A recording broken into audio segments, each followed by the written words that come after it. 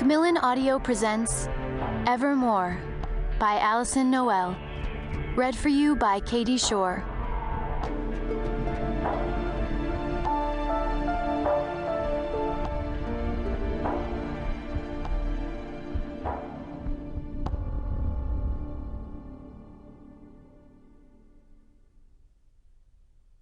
The only secret people keep is immortality.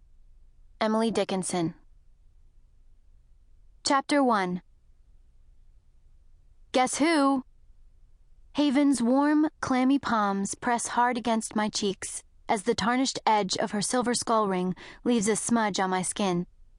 And even though my eyes are covered and closed, I know that her dyed black hair is parted in the middle, her black vinyl corset is worn over a turtleneck, keeping in compliance with our school's dress code policy, her brand-new, floor-sweeping black satin skirt already has a hole near the hem where she caught it with the toe of her Doc Martens boots, and her eyes appear gold, but that's only because she's wearing yellow contacts. I also know her dad isn't really away on business, like he said. Her mom's personal trainer is way more personal than trainer, and her little brother broke her Evanescence CD, but he's too afraid to tell her. But I don't know any of this from spying or peeking or even being told. I know because I'm psychic. "Hurry! Guess! The bell's gonna ring," she says, her voice hoarse, raspy, like she smokes a pack a day, even though she only tried smoking once. I stall, thinking of the last person she'd ever want to be mistaken for. Is it Hilary Duff? Ew, guess again. She presses tighter, having no idea that I don't have to see to know. Is it Mrs. Marilyn Manson? She laughs and lets go, licking her thumb and aiming for the tarnished tattoo she left on my cheek, but I raise my hand and beat her to it. Not because I'm grossed out by the thought of her saliva. I mean, I know she's healthy, but because I don't want her to touch me again. Touch is too revealing, too exhausting, so I try to avoid it at all costs. She grabs the hood of my sweatshirt and flicks it off my head, then squints at my earbuds and asks, "What are you listening to?" I reach inside the iPod pocket I've stitched into all of my hoodies, concealing those ubiquitous white cords from faculty view. Then I hand it over and watch her eyes bug out when she says, "What the?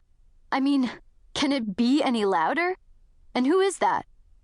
She dangles the iPod between us so we can both hear Sid Vicious screaming about anarchy in the UK. And the truth is, I don't know if Sid's for it or against it. I just know that he's almost loud enough to dull my overly heightened senses. "Sex Pistols," I say, clicking it off and returning it to my secret compartment. "I'm surprised you could even hear me," she smiles at the same time the bell rings. But I just shrug. I don't need to listen to hear. Though it's not like I mentioned that. I just tell her I'll see her at lunch and head toward class, making my way across campus and cringing when I sense these two guys sneaking up behind her, stepping on the hem of her skirt, and almost making her fall. But when she turns and makes the sign of evil, okay, it's not really the sign of evil, it's just something she made up, and glares at them with her yellow eyes, they immediately back off and leave her alone. And I breathe a sigh of relief as I push into class, knowing it won't be long before the lingering energy of Haven's touch fades. I head toward my seat in the back, avoiding the purse Stacia Miller has purposely placed in my path, while ignoring her daily serenade of "loser" she croons under her breath. Then I slide onto my chair, retrieve my book, notebook, and pen from my bag, insert my earpiece, pull my hood back over my head, drop my backpack on the empty seat beside me, and wait for Mr. Robbins to show. Mr. Robbins is always late, mostly because he likes to take a few nips from his small silver flask between classes. But that's only because his wife yells at him all the time, his daughter thinks he's a loser, and he pretty much hates his life. I learned all of that on my first day at the school, when my hand accidentally touched his as I gave him my transfer slip. So now, whenever I need to turn something in, I just leave